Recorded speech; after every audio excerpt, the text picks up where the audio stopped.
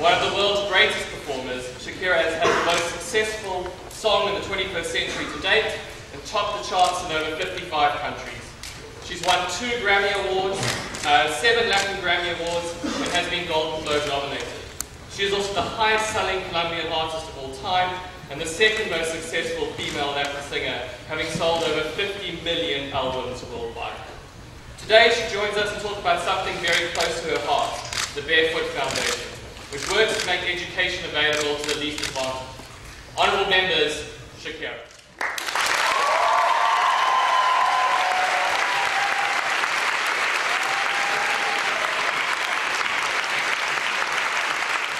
Thank you, Oxford, and thank you, Oxford Union. It is truly an honor and a privilege to be here today, and that you have afforded me this opportunity to speak to you. I must confess I'm somewhat mystified as to why you are here, because there won't be any singing or any hip shaking whatsoever. So, how do I, a girl from Barranquilla, Colombia, come to occupy the same stage as Newton and Churchill? Lord knows I'm no Mother Teresa. But here I am, nonetheless. And I realized that the one point of view from which I can depart is that of an artist. After all, it is who I am, right? We artists depend on our imaginations. When I first learned I was coming, I thought about the past, and I imagined the future. From your minds, ideas will sprout that will give new shape to the world. And I cannot help but fast forward to what the world will be like in 50 years. What will be happening? Who will we be? What challenges can we overcome? How will we live? I have a fantasy about this future, and I wanted to share it with you today. Let me put it this way. If civilization were a car, we would have been cruising at 20 miles per hour for millions of years, only to hit light speed in the last 100. So I wonder, what made us accelerate so quickly recently, and how can we continue this pace? There is only one explanation, to me, and that is the democratization of education. I strongly believe that the best is yet to come, with universal access to education, to feed our collective intelligence, with our commitment to meet and organize in places like this, with students like you. We could be so close to creating a network of intellect, an enormous think tank, devoted to sharing the best ideas and inspiring each other to keep learning, keep informing, and keep advancing our world, and finding solutions to our common issues. Wouldn't that be great? We have evolved so far in history, with so many technological advances in just the past century. So how will we evolve in the next 10 years, or 20 years, or 50 years? Now that we know that the world has shrunk, and to me, has practically become just one big neighborhood. You are the architects of change. So tell me, how many things that seem inconceivable today will be obvious tomorrow? How long will man live? How will society be structured? Will we still be organized in couples, in communities, governed by governments? Sadly, at the current pace of change, we won't have universal access to education in 100 years, let alone 5. That is unacceptable. Especially when the world has the resources to feed itself several times over. Then why are children starving? Latin America alone has 3 times the necessary abundance to feed its entire population. These children can't wait. They can't wait 100 more years. They need us to cure a child with leukemia or AIDS with a simple pill or with a breakthrough vaccine. We need to live in a world in which together we can find a solution to global warming, so we don't have to worry every time a single storm begins to form on the horizon.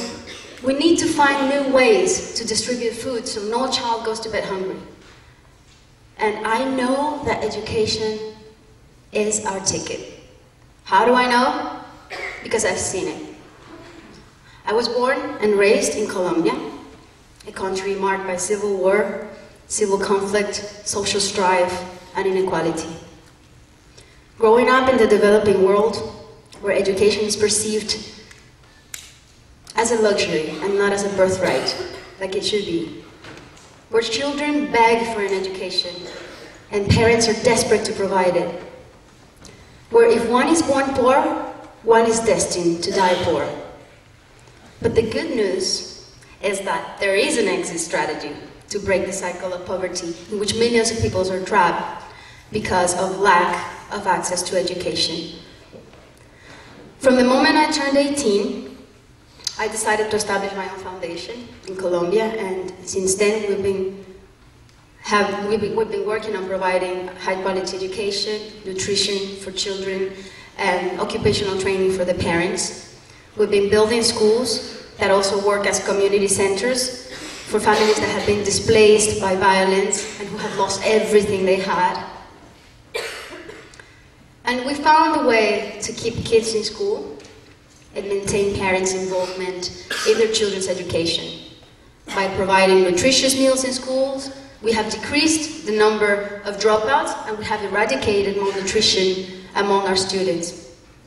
So we know that creating comprehensive models of education in areas where the population is vulnerable to extreme poverty and conflict transforms the minds of not only the kids but also the families and entire communities. And it works, believe me, it works. Now I want to be clear about this. This isn't about charity. This is about investing in human potential. From an ethical point of view, from a moral point of view, it of course accomplishes the purpose. But also, from an economic point of view, this could bring enormous benefits to all mankind. Universal education is the key to global security and economic growth. We all want safer nations. And in a world where weak states are often haven for violent extremists, getting more children into school can dramatically help reduce the risk of instability and lay the groundwork for more stable democratic political systems to emerge. A child who lives in extreme poverty, away from school, is 10 times more likely to be recruited by a militant group than one who is receiving an education. For instance, in Colombia, we have kids in our school who were destined to be a part of the drug trafficking business or recruited by guerrillas. However, today, as we speak, those same kids are going to college, just like you, and are graduating soon. So yes, education promotes peace and stability worldwide.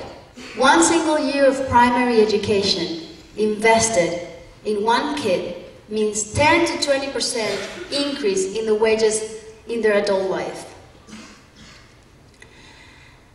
And for every dollar invested in early childhood development programs, that same child will give back $17. So yeah, education also boosts economic growth. That is how I want the youth of 2060 to see us.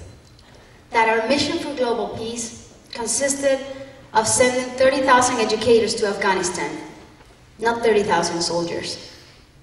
That in 2010, world education became more important than world domination. Because only education will accelerate our evolution. And because only by investing in our children, by tapping their potential that has remained untapped for far too long, can they one day cure our diseases, or bring us to Mars, or secure us peace here on Earth. Education for all. John Locke, who I believe was one of you, right? Once said, the only fence against the world is a thorough knowledge of it, and the earlier the better. So yeah, the earlier the better. There is no time to waste. It is you who are in the driver's seat. It is your foot on the accelerator, and please step on it. Thank you so much. This has been a true honor.